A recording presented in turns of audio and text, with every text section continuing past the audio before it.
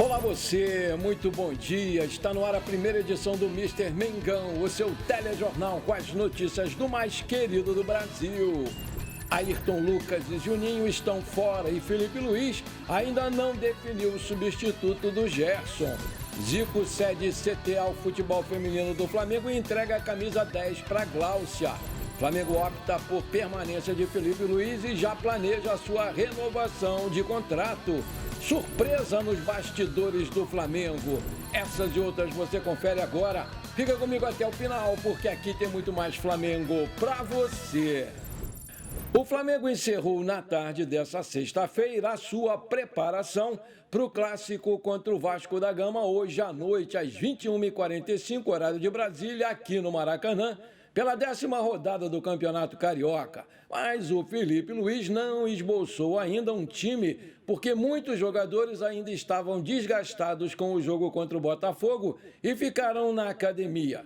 A escalação será definida apenas na concentração e a tendência é que os titulares poupados no meio da semana voltem para o jogo. Ayrton Lucas e Juninho estão fora dessa partida. O lateral esquerdo ainda se recupera de uma pancada no joelho e fez trabalhos em campo nessa sexta-feira, mas ainda em separado do grupo.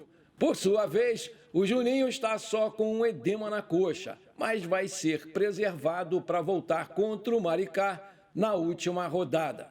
Sem Alexandro lesionado, o Varela vai continuar improvisado na lateral esquerda porque fez uma ótima partida no último jogo. A grande dúvida é quem será o substituto do Gerson, que foi expulso junto com o Cleiton contra o Botafogo e tem que cumprir suspensão automática. O Luiz Araújo surge como favorito para sua vaga, mas o Matheus Gonçalves, correndo por fora, também aparece como uma ótima opção. O provável Flamengo para hoje à noite pode ser Rossi, Wesley, Danilo, João Vitor, Léo Pereira e Varela, Pulgar, Alan ou Everton Araújo e Luiz Araújo, ou Matheus Gonçalves, Michael, Plata e Bruno Henrique. O Flamengo é o líder do Carioca com 17 pontos, com a mesma pontuação do Volta Redonda, mas leva vantagem nos critérios de desempate em saldo de gols. O time do Felipe Luiz pode carimbar matematicamente a sua classificação para a semifinal nesse sábado, com uma rodada de antecedência. Se vencer o Vasco hoje, vai a 20 pontos e garante a classificação com pelo menos o segundo lugar. Ele só poderia ser ultrapassado pelo Volta Redonda.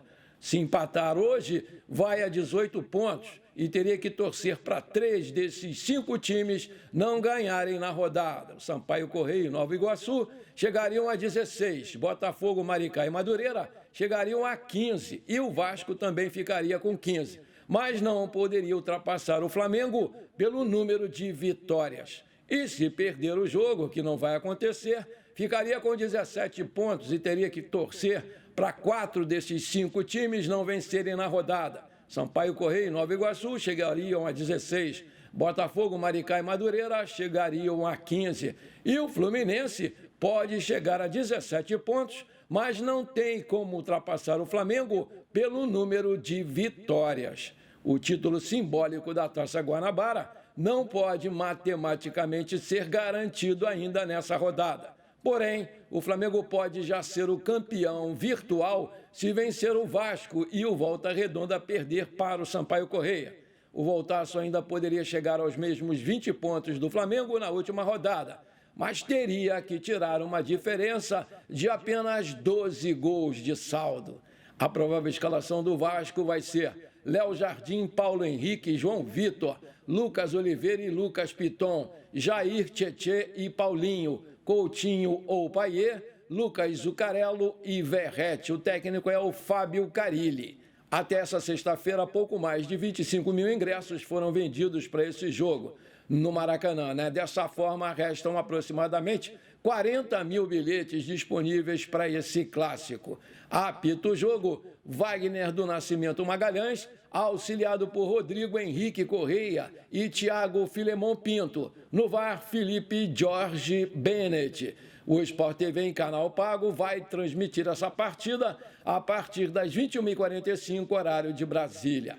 É bom lembrar que o Flamengo entra em campo hoje defendendo uma invencibilidade de quase 2 anos sobre o Vasco, porque a última derrota foi justamente no estadual de 2023, quando o Vasco venceu o Flamengo por 1-0, gol do Puma Rodrigues. De lá para cá, o Mengão e Vasco já se enfrentaram 7 vezes, com 5 vitórias do Flamengo e 2 empates, com 18 gols marcados e apenas 6 sofridos. Foram 2 goleadas nesse intervalo, uma por 4-1 e a outra por 6-1. Meus amigos e minhas amigas, vamos combinar aqui baixinho para que ninguém nos ouça. Esses cartolas estão querendo mesmo acabar com o futebol brasileiro. Quando os caras não marcam um jogo para as 4 horas da tarde, num calor de 40 graus, na sombra, marcam um jogo para as 9h45 da noite, numa cidade que enfrenta uma onda violentíssima de criminalidade muito grande. Me diz aí, quem em sã consciência vai tranquilo para o Maracanã hoje ver esse jogo às 9h45 da noite? Vai sair de lá quase meia-noite e ainda vai ter que enfrentar muitos perigos, né? Vai ter que rezar muito pedindo proteção para poder chegar em casa bem. Tremenda patifaria, só pode ser para vender pay-per-view, não pode ser outra resposta não. É por isso que a procura está baixa e não deve melhorar muito não. Infelizmente, a televisão é que manda nessa bagaça e eles não estão nem aí para nós torcedores. Uma vergonha! Enquanto isso, o TJDRJ denunciou Alex Telles, Barbosa, Cleito e Gerson por briga no Flamengo e Botafogo. Essa briga no final do jogo terá repercussões fora de campo, porque a Procuradoria do Tribunal de Justiça Desportiva de Futebol do Estado do Rio de Janeiro, o TJDRJ, denunciou os alvinegros Alex Telles e Barbosa e os rubro-negros Cleiton e Gerson pelo envolvimento naquela confusão. 3 foram expulsos no clássico e o lateral esquerdo participou da confusão no túnel de acesso ao gramado do Maracanã. O julgamento vai ser no dia 19 de fevereiro, às 14 horas. O Cleito e o Barbosa, sem dente, foram enquadrados no artigo 254-A do Código Brasileiro de Justiça Desportiva, que cita a prática de agressão física durante a partida. A pena prevê suspensão de 4 a 12 partidas. O texto ainda cita que, se da agressão resultar lesão corporal grave, atestada por laudo médico, a pena será de suspensão de até 24 jogos. Gerson, por sua vez, foi denunciado no artigo 250 por praticar ato desleal ou hostil durante a partida. A pena é a suspensão de 1 a 3 jogos. No inciso 1, há menção direta ao ato de empurrar assintosamente o companheiro ou adversário fora da disputa da jogada. Já o Alex Telles foi enquadrado no artigo 243-F, quando há ofensa à honra por fato relacionado ao jogo. A pena inclui a multa de R$ 100 a R$ 100 mil, além de suspensão de 1 a 6 jogos. Depois do clássico, o árbitro analisou as imagens das câmeras de transmissão para saber se aplicaria o cartão vermelho a outros jogadores, mas optou por manter a expulsão só do trio, apontando para a falta de câmeras dentro da zona mista, onde aconteceu a segunda parte da confusão. O maior ídolo da história do Flamengo, Zico, é uma referência eterna no futebol masculino rubro-negro e agora está abraçando também o futebol feminino. O eterno camisa 10 da Gávea se tornou uma espécie de padrinho da modalidade nesse início de gestão do presidente Luiz Eduardo Batista, o BAP. Primeiro, ele abriu as portas do Centro de Futebol Zico, CFZ, para ser, a partir de março, a nova casa do futebol feminino do Flamengo, que há 10 anos usava as instalações do Cefam, da Marinha do Brasil. E nessa sexta-feira, o Galinho entregou a camisa número 10 para a nova dona do número, a meia-atacante Gláucia. O número 10 estava vago desde a saída da Duda. Em setembro do ano passado, ela foi para o Al-Nassr, time do Cristiano Ronaldo, na Arábia Saudita. E assim, como a antiga dona da camisa, que era jogadora da seleção brasileira, a Gláucia também foi convocada pela primeira vez na semana passada para a seleção brasileira. A camisa 10 foi um presente surpresa que ela recebeu durante uma entrevista no próprio CFZ. A Glaucia enalteceu o apadrinhamento do Zico para a modalidade e se mostrou ansiosa para começar a treinar no CT. A estreia da Glaucia com a camisa 10 será nesse sábado, no clássico contra o Vasco da Gama, às 10 horas, horário de Brasília, em São Januário, pela Copa Rio, em jogo que marca o início da temporada do futebol feminino adulto em 2025. O Felipe Luiz foi promovido a treinador do Flamengo em setembro do ano passado e era visto como uma aposta pelos torcedores rubro-negros. No entanto, o comandante caiu nas graças da torcida e a diretoria do mais querido já está planejando renovar o seu contrato. O Flamengo pretende abrir conversas com os representantes do Felipe Luiz em breve. Isso porque o treinador tem contrato com o clube apenas até dezembro desse ano, ou seja, até o final dessa temporada. E sendo assim, o Flamengo pretende valorizar o contrato do Felipe Luiz pelos títulos que ele já conquistou e pelo histórico positivo nesse período no comando. E, além disso, o clube busca afastar possíveis interesses de outras equipes no jovem e promissor treinador de apenas 39 anos. O Flamengo promoveu o Felipe Luiz em setembro para substituir o Tite, que foi demitido depois da eliminação precoce do time na Copa Libertadores. Desde lá, o ex-lateral comandou a equipe em 21 partidas, conquistou 14 vitórias, 6 empates e sofreu apenas uma derrota para o Fluminense em 2024 com um time misto. Dessa forma, o Felipe Luiz tem mais títulos conquistados pelo Flamengo do que derrotas, porque ele foi campeão da Copa do Brasil em 2024, ao superar o Atlético Mineiro nos 2 jogos da decisão. Por fim, em 2025, ele iniciou a temporada com o título da Supercopa do Brasil, ao vencer o Botafogo por 3-1. Renova logo com esse cara, Flamengo! Maravilha, se você está curtindo esse programa, então não esquece, por favor, manda brasa agora no like para fortalecer o nosso canal. Se você ainda não é inscrito, bora lá, me dá esse prazer. Aperta o botão inscrever-se, aperta o sininho ali, pronto, rapidinho, muito obrigado. Surpresa nos bastidores do Mengão, ídolo eterno da história do Flamengo, o Arrascaeta não quer mais vestir outra camisa. Nessa sexta-feira, o uruguaio se reuniu com a diretoria do Flamengo e pediu para renovar o seu contrato até a sua aposentadoria.